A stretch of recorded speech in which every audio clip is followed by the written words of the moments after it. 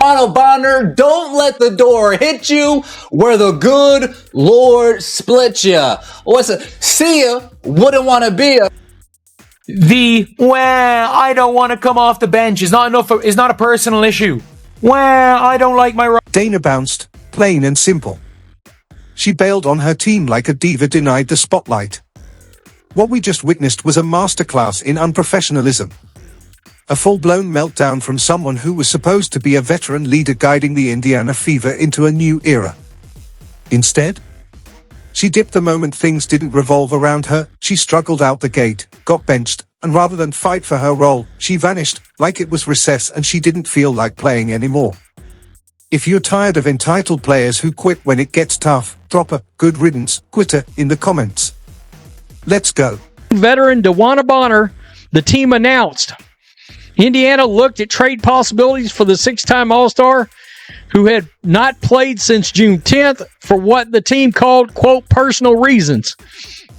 Well, the personal reasons were, from what I could tell, playing time is what I... Let's call it like it is. Bonner expected a soft landing. She thought she was stepping into a chill franchise where she could kick back, coast on the Caitlin Clark hype wave, and collect another season's paycheck without breaking much of a sweat. But what she walked into was a team running on pure adrenaline, high stakes, high speed, and led by the most electrifying player the league has seen in years. What Bonner failed to grasp: in this environment, nothing is handed to you. You don't get minutes because of your resume, you earn them every single possession. Bonner out with the old.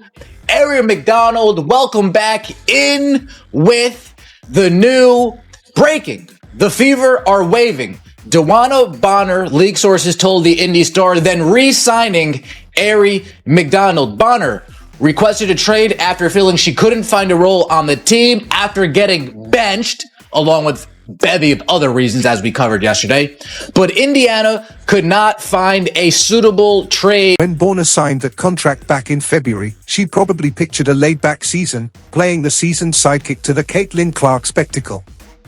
But what she walked into was something entirely different. This wasn't the same old Indiana.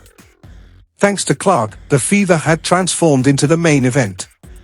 Every game is a headline. Every possession, a moment. Every move, dissected. Bonner wasn't prepared for that level of pressure. She expected a gentle glide into the spotlight, but the spotlight burned hotter than she ever imagined. DeWanna Bonner signs a free agent contract with the Indiana Fever. And after a handful of games, wants a Fever exit, apparently. And that is a strange situation, right? Because she was embraced. She had her achievement at the beginning of the season, moving up the scoring ranks. They were referring to her as Mama Bear in training camp. And now all of a sudden that has fallen apart. She was out of the starting lineup, hadn't really produced that much, particularly on the offensive end. And this, looks poor on the franchise when it comes to the free agent moves in retrospect, the team that they put together in the offseason. I don't think it reflects well on DeWanna Bonner, whose absence was for quote-unquote personal reasons, but now it seems like she was just upset with the team and the situation overall, and it adds more drama to what has been a drama-filled season for Caitlin. From the jump, it was obvious she just didn't have it. Her first 3 games? A brutal stat line, 2.6 points per game while shooting a miserable 2 for 12. That's not veteran leadership, that's a ghost in a jersey. So Coach Stephanie White did what any coach with a clipboard and a clue would do: she pulled the plug. Bonner hit the bench, and those minutes went to Lexie Hull, a player with grit, fire, and something to prove. Her minutes had significantly dropped from last year. Well, in turn, if her minutes dropped, a lot of her production numbers that she can see and the rest of the league can see also dropped with it. Look, she's just like Natasha Howard. She looks old on the court. All right, not trying to be this is not ageism. She looks like an older athlete. All right, she looks slower on the court, and the team has been lacking energy. It's been a serious problem. Seriously, long overdue. Let her go to the place where she feels she would be the best. He couldn't fit with the rotations of the team. She's upset that Lexie Hull took her spot. That's the truth. Little blonde girl from next door took her spot. That's what it was. Well, Lexie Hull is a good basketball player. I think she earned that spot, in my opinion, and she's shooting very well from three.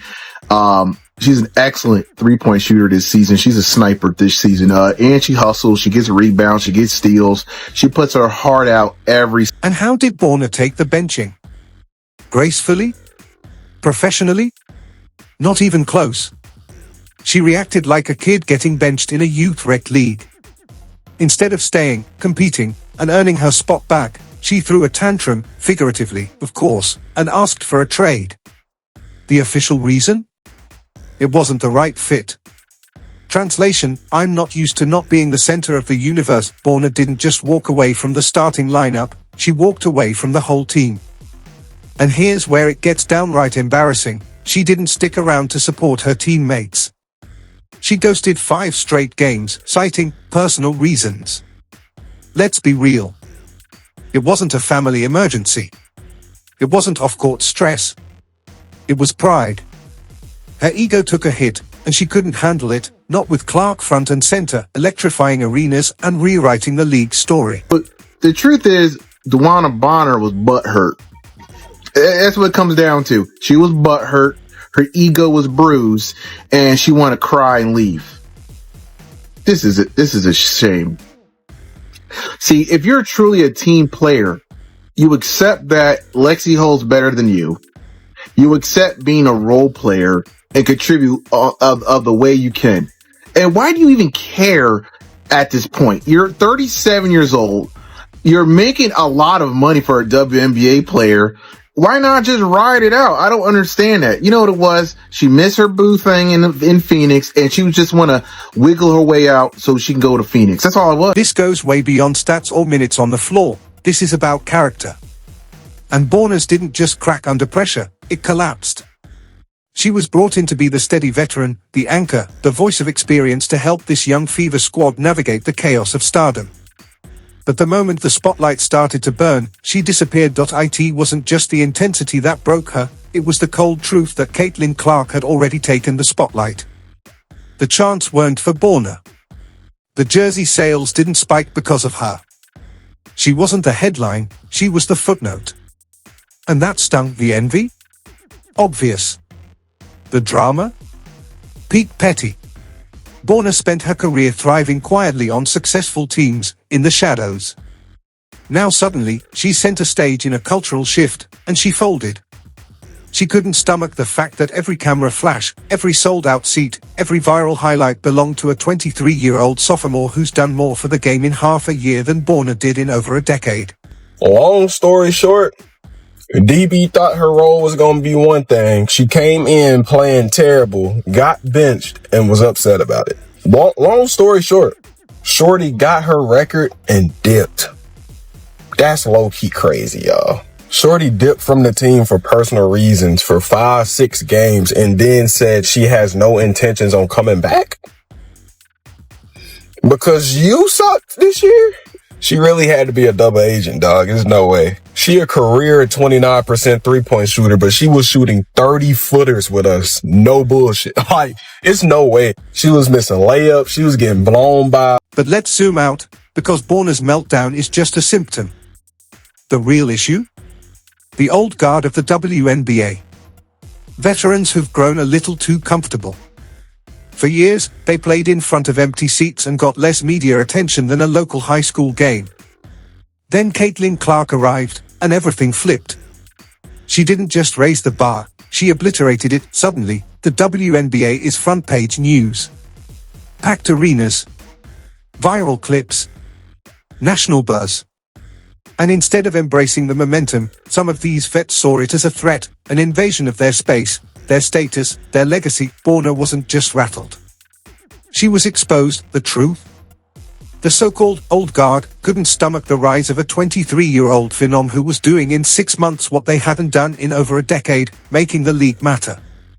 And when they realized that tenure and resumes couldn't compete with star power and cultural impact, they did what the insecure always do, tried to drag down the one making them feel irrelevant. Anybody with any intuition could sort of see that this was getting odd. The amount of time that she had missed with no explanation as to why, no timeline on her return, not making the road trip, all of these things, the lack of information and the basic mystery would be enough to get anybody's spidey sense tingling about this situation. But on top of that, I'll tell you this much. I heard that it was more basketball related than any. DeWanna Bonner, a player who should have symbolized the bridge between the WNBA's past and its new superstar era, instead aligned herself with the critics. Rather than embrace the moment, she threw a months-long tantrum when it became clear she wouldn't be a regular starter for the Fever. A 37-year-old veteran acting like she just got cut from a middle school squad? That's not just disappointing, it's surreal, and now, she's reportedly eyeing a move. But the rumored destinations say everything about her mindset. Word is, she wants to return to the Phoenix Mercury, the team where she quietly spent 10 years out of the spotlight. Translation? She's running back to comfort, to a place where the lights aren't so bright, and expectations don't demand impact, another rumored landing spot. The Atlanta Dream, a team with players like Brittany Griner, who recently threw shade at Caitlin Clark post-game. In other words, Bonner isn't just leaving the Fever, she's choosing to side with the WNBA's bitter energy, rather than be part of the league's historic transformation.